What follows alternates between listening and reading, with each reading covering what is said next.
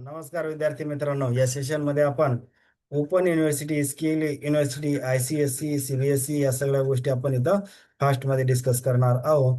तर ज्या विद्यार्थ्यांना जे काही विद्यार्थी आहेत जे ITI प्राचार्य ग्रुप बी ची एक्झामची तयारी करत असतील, त्या विद्यार्थ्यांना रिक्वेस्ट आहे की जर आपले लेक्चर वगैरे आवडत असतील तर चॅनलला लाईक, सबस्क्राईब आणि शेअर करायला विसरू नका. तर कुठलाही वेळ वाया न घालवता लगेच आपण लेक्चरला सुरुवात करू. ते जर ओपन युनिव्हर्सिटी, आता पर्पज काय असते की ओपन युनिव्हर्सिटी का सुरू करण्यात आल्या? The purpose of open university is to make the higher education accessible and flexible for everyone, especially those who can not attend the regular college. म्हणजे जे लोक रेग्युलर कॉलेज करू शकत नाहीत, किंवा आर्थिक प्रश्न असतील, किंवा वेळेचा प्रश्न असतील, किंवा इतर काही कारण असतील, तर त्या विद्यार्थ्यांसाठी हायर एज्युकेशन त्यांचं थांबवलं जाऊ नये त्या उद्देशाने हे ओपन युनिव्हर्सिटी नावाचा कन्सेप्ट आला. आणि काय, हायर एज्युकेशन सगळ्यापर्यंत पोहोचलं पाहिजे आणि फ्लेक्झिबल सुद्धा असलं पाहिजे, या उद्देशाने हे ओपन युनिव्हर्सिटी नावाचा कन्सेप्ट आलेला आहे.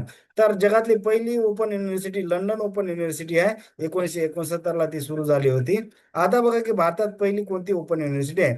The first open university in India is doctor Babasaheb Ambedkar open university located in Hyderabad, Telangana, आणि त्याची स्थापना 1982 ला सुरू झाली. YCMAU ही पहिली ओपन युनिव्हर्सिटी नाही, हे लक्षात घेणं गरजेचं आहे. सेकंड कोणती आहे? किंवा इग्नू ही सुद्धा सेकंड नाही, म्हणजे ही सुद्धा फर्स्ट युनिव्हर्सिटी नाही. तर सेकंड युनिव्हर्सिटी कोणती आहे? इग्नू. पहिली युनिव्हर्सिटी कोणती बघितली आपण? Doctor Babasaheb Ambedkar open university Hyderabad, Telangana ही भारतातली पहिली ओपन युनिव्हर्सिटी आहे, ज्याची स्थापना 1982 ला सुरू झाली आहे. आणि दुसरी जे काही ओपन युनिव्हर्सिटी आहे त्याचं नाव आहे इग्नू. आणि तिसरी आहे नालंदा ओपन युनिव्हर्सिटी, पाटणा बिहार ही तिसरी ओपन युनिव्हर्सिटी आहे. पहिली ओपन युनिव्हर्सिटी तरी कमीत कमी लक्षात ठेवायचं आहे, आणि इग्नूची स्थापना. आता बघा नंतरची आहे IGNOU. Indira Gandhi national open university, ज्याला आपण इग्नू म्हणतो, स्थापना कधी? 1985 ला झाली. स्थापना इयर सुद्धा महत्वाचा आहे. 85 जर लक्षात नसून राहत तर इथं 5 अल्फाबेट आहेत, म्हणजे शेवटचा आकडा आपल्याला 5 येणार. हे आपल्याला कळते, IGNOU. इग्नू 5 अल्फाबेट दिसतात, म्हणजे शेवटचा डिजिट 5 आहे, त्यामुळे 1985 हे सहज लक्षात राहते. आता इग्नूला जे काही आहे कायदेशीर दर्जा त्याच वर्षी इग्नू म्हणजे काय, इग्नू ऍक्ट तयार करण्यात आला, आणि तो सुद्धा 1985चा आहे. Largest university in the world, IGNOU हे जगातली सगळ्यात मोठी युनिव्हर्सिटी आहे. त्याचा मोटो बघा, द पीपल युनिव्हर्सिटी, हे त्याचा मोटो आहे. हेडक्वार्टर दिल्लीला आहे. पहिले vice chancellor professor G Ram Reddy हे पहिले व्हाईस चान्सलर होते. Current vice chancellor professor Uma Kanjilal हे ह्या आता सध्याच्या व्हाईस चान्सलर आहेत इग्नूच्या. नंतर इग्नूच्या campus other than India, Bharat सोडून 40 देशात त्याचे कॅम्पस आहेत. टोटल ओपन युनिव्हर्सिटी इंडिया, भारतात सध्या टोटल ओपन युनिव्हर्सिटी 17 आहे. त्याच्यामधील एक नॅशनल, म्हणजे ती कोणती, इग्नू हे नॅशनल युनिव्हर्सिटी आहे. आणि 16 ज्या आहेत ह्या स्टेट ओपन युनिव्हर्सिटी आहेत. म्हणजे टोटल 17 ओपन युनिव्हर्सिटी आहे. जसं मी IIT सांगितलं होतं की टोटल 23 आहेत, तसंच ओपन युनिव्हर्सिटी किती आहेत? भारतात 17 आहेत. नंतर YCMOU, Yashwantrao Chavan Maharashtra open university, स्थापना 1989 ला आहे. First chief minister Yashwantrao Chavan यांचं नाव त्यांना देण्यात आलेलं आहे. तर आता बघा, नंतर टाईप कोणती आहे? Open university and distance learning आहे. नंतर त्याचं मुख्यालय नाशिकला आहे. नंतर ओपन युनिव्हर्सिटी पाचवी आहे, ही भारतातली पाचवी ओपन युनिव्हर्सिटी आहे, हे लक्षात घ्या. पहिली नाही.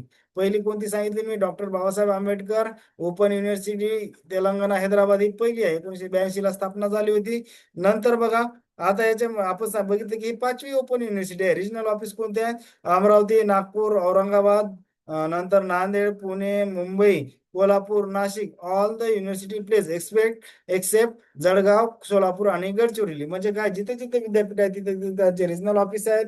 फक्त जळगाव, सोलापूर आणि गडचिरोली या ठिकाणी त्याचे रिजनल ऑफिस नाहीत. नंतर त्याचा मोठो काय? ज्ञानगंगा घरोघरी.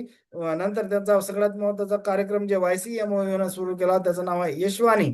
यशवाणी is a community radio service of Yashwantrao Chavan Maharashtra open university, started in 2012. त्याचा उद्देश काय होता की educational program, agriculture information, health awareness आणि करिअर गायडन्स हे रेडिओ चॅनल किंवा रेडिओ सर्व्हिसेसद्वारे लोकांपर्यंत पोहोचवणे, हा त्याचा यशवाणी प्रोग्रामचा उद्देश होता.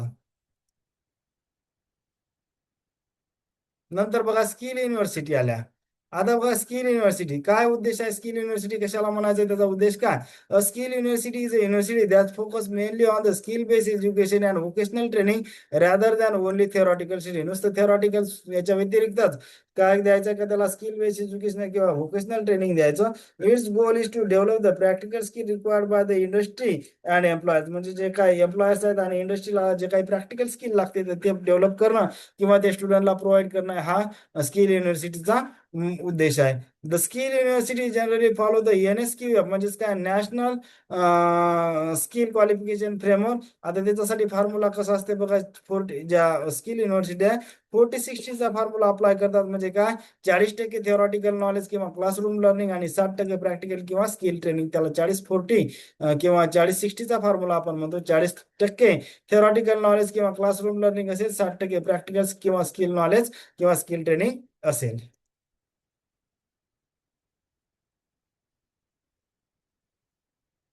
India's first government skill university, भारतातील पहिली गव्हर्नमेंट स्किल युनिव्हर्सिटी कोणती, तर त्या युनिव्हर्सिटीचं नाव आहे SVSU, म्हणजे Shri Vishwakarma skill university. Establish in पाडवड, हरियाणा. स्टार्ट कधी झाली, 2016ला ही युनिव्हर्सिटी स्टार्ट झाली. आता महाराष्ट्रात पहिली युनिव्हर्सिटी बघा कोणती आहे, Maharashtra first government skill university start 1922 म्हणजे 2022ला सुरू झाली. त्याचं नाव जेव्हा स्थापनेच्या वेळी Maharashtra state skill university MSSU होतं. आताच 2024ला त्याच युनिव्हर्सिटीचं नाव Ratan Tata Maharashtra state skill university म्हणजेच काय RTMSSU असं देण्यात आलेलं आहे. मोठो काय, सर्व संभाव्यते हे मोठं आहे. त्याचा हेडक्वार्टर मुंबईला आहे. त्याचे सेंटर बघा कुठं आहे, एल्फिस्टन टेक्निकल हायस्कूल इथं स्कूल आहे. चुकून हे झाला माझा, हायस्कूल असं वाचा, स्कूल मुंबई त्याचं हेडक्वार्टर आहे. नंतर नवी मुंबई, पुणे, ठाणे आणि नागपूर हे त्यांचे सेंटर आहेत. त्यांच्या पहिल्या जे काही व्हाईस चान्सलर आहे डॉक्टर अपूर्वा पालकर, या पहिल्या व्हाईस चान्सलर आहेत या महाराष्ट्र स्किल युनिव्हर्सिटीच्या.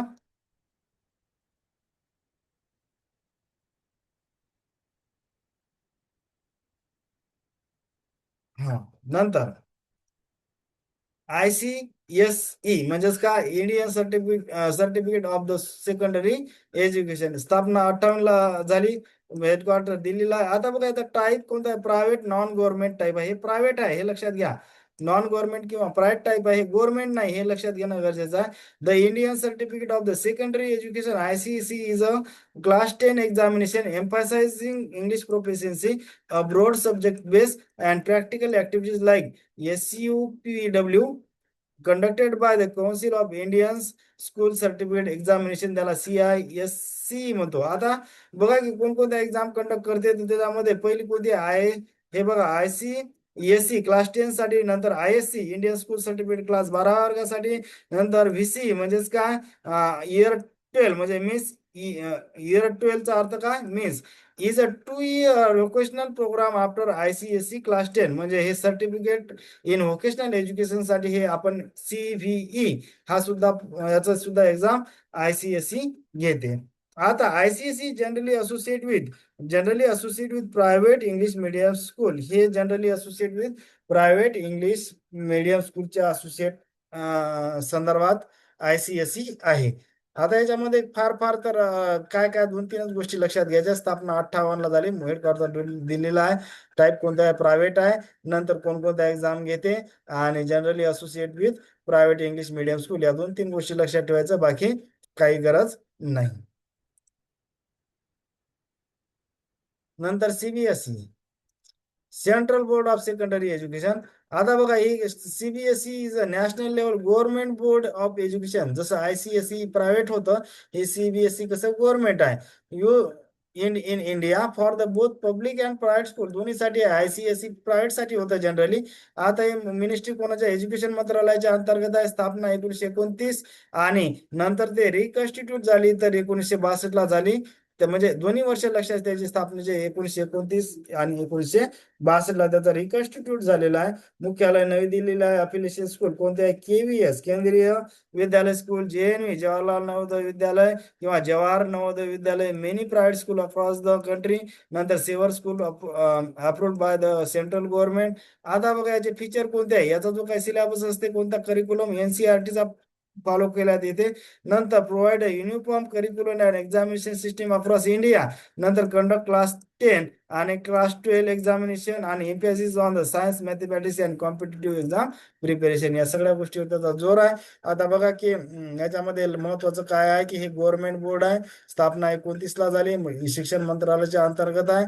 नंतर NCERTचा सिलेबस फॉलो करते. हेडक्वार्टर दिल्लीला आहे. त्याच्या अफिलिएटेड स्कूल KVS असू द्या, जवाहरलाल नवोदय विद्यालय असू द्या, किंवा इतर प्रायव्हेट स्कूल किंवा सेंट्रल गव्हर्नमेंटचे जे काही अप्रूव्ड स्कूल आहे त्याच्यासाठी CBSEचाच सिलेबस असतो. आणि त्याचा सिलेबस कोणता असते तर NCERTनं जे काही नेमून दिलेला सिलेबस आहे तो असतो. या 2-4 गोष्टी इथं लक्षात ठेवायच्या. होप करतो की बऱ्याच गोष्टी मी फास्टमध्ये सांगितल्या समजल्या असतील तर चॅनलला लाईक, सबस्क्राईब आणि शेअर करायला विसरू नका. थँक्यू.